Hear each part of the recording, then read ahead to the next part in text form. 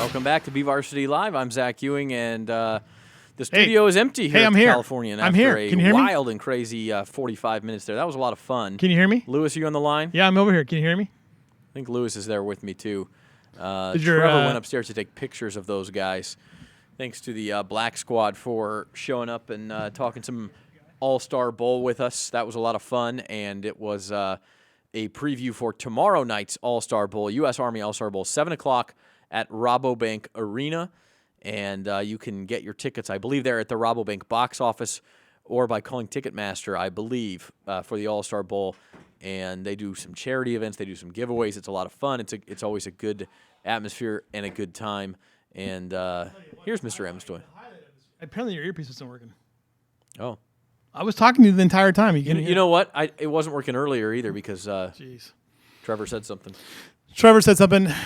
So this will be our third Arena Bowl. We're actually going to live stream it on BakersField.com. Is that the plan?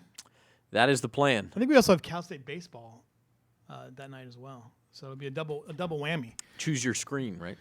Yeah, it'll be choose your screen. If Trevor knew what he was doing, we'd have him live stream that track meet too. But I don't know if he's capable of doing that. So he could probably manage. That'd be pretty cool if we could hit 3. Well, we've done as many as 5 events in one night. Football games, but I think this will be a little bit challenging. So I'm pretty excited about well, I want to see the track meet, but I think I won't be able to see another track meet until maybe the South area meet. Yeah, I think that's probably, or maybe the league meets, perhaps. Yeah, the league meets in early May. Those guys, by the way, walking outside our studio are characters. Absolute handfuls. Yeah, I don't know. I mean, I've been covering football here for 8 years, and I don't know if I've ever seen a group quite like Fantastic. that. Yeah, it's a lot of fun, and they danced for us, they sang for us, they did pretty much anything we told them to do there. Okay, so Trevor will be at the Patriot games. You and I will be at the Arena Bowl. It'll be comfortable. And tonight, by the way, I'm covering something interesting right after this.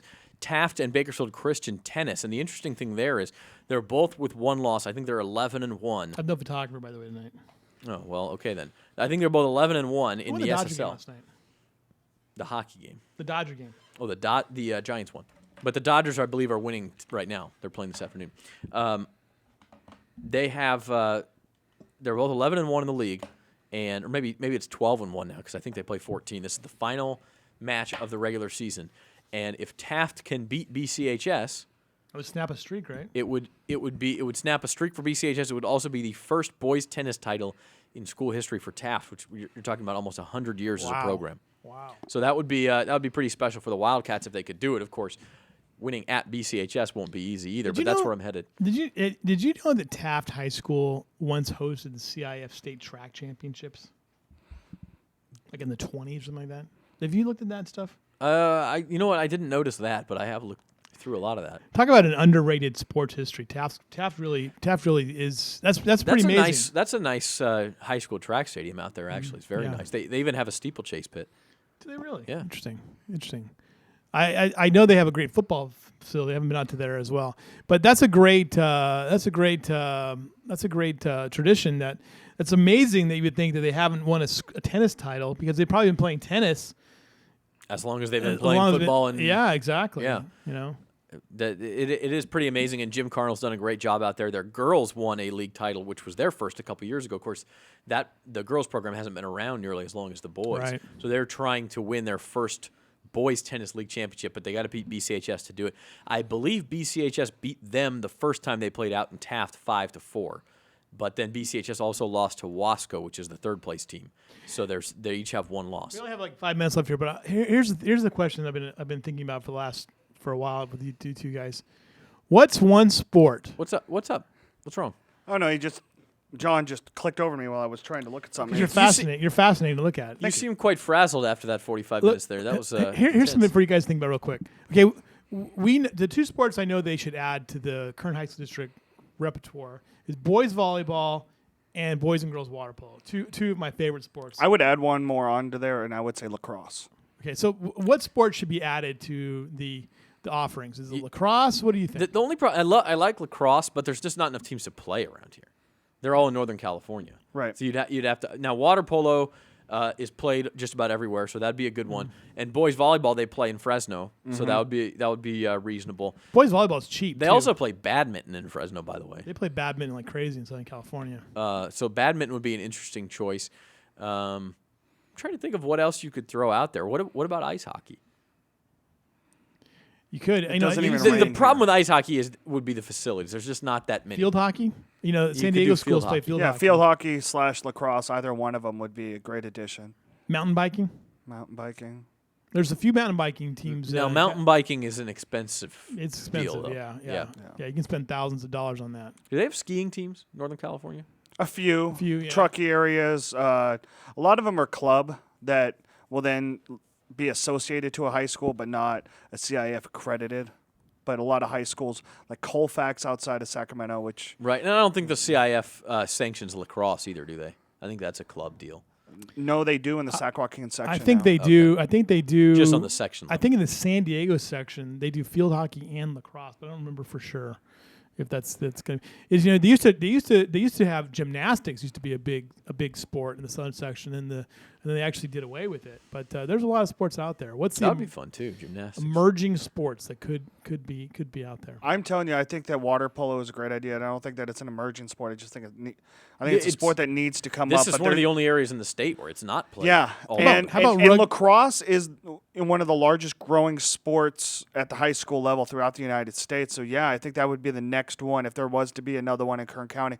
I would say lacrosse would be the one. Let me give you a provocative one with all this concussion discussion that's going on right now. How about rugby sevens in the spring?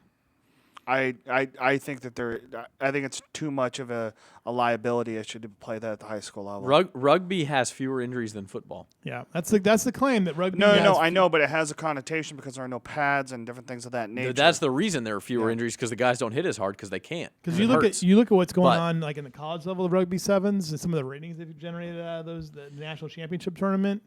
It's a pretty exciting sport, and it's gonna be an Olympic sport. Yeah, I think you'd have to give it some time to grow, but I think it could definitely get there. Yeah. Speaking of spring sports, though, we're really getting up on the postseason here. We have league tennis. I think today there are a couple of league tennis tournaments that began, and then the section tennis starts next week.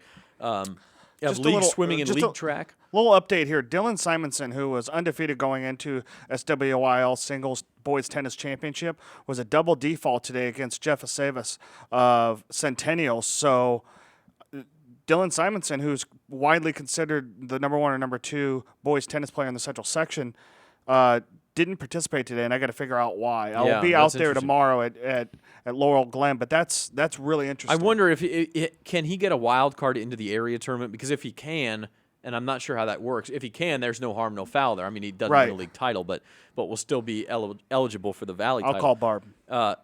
Okay, so tennis and then track and swimming league tournaments. The section swimming is May the 16th at Bakersfield College.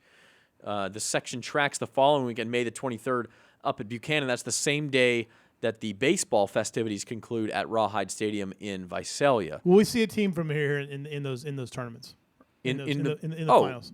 Somebody will get there. I don't think there's any question about that. Somebody will get there. There's what was apparently that? mayhem. Is the Southwest Yosemite League just crazy in softball right now? It is. It's like a 4-way race right now. Yeah, it's completely wide open. Centennial is still, much like baseball, is still in the lead, but with Liberty beating Stockdale in 16 innings, they had to take 2 days, and then Stockdale coming back and beating Frontier 7-1. I think it's all log jammed. Probably Centennial's to lose at this point, right? And baseball is too. It's a 2-horse race in baseball. Centennial with a 1-game lead on Frontier, and they still have to play 2 more times. So that's going to be SYL baseball action today. I will go down and see Tehachapi. They're 8-2 in league at Golden Valley, 6-4, 3-way race for 3-way tie for second place. So it'll be interesting. Ridgeview. I'll be out there to see Ridgeview softball playing Tehachapi next week. 1-2 teams. Ridgeview still undefeated in league play. So. And then college baseball this weekend, CSUB in Seattle. That's a big college series. CSUB just knocked the hell out of Fullerton last night. Yeah, they really did. Well, Fullerton knocked the hell out of themselves. Yeah, well, you know what? Cal State still had 18 hits in that game, despite the 10 they're playing errors, real well, and they've got Seattle the first place team in the league. They helped themselves out.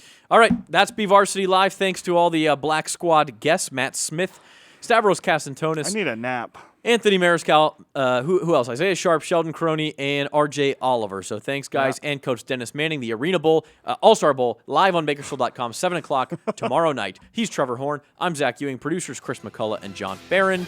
We'll see you next week.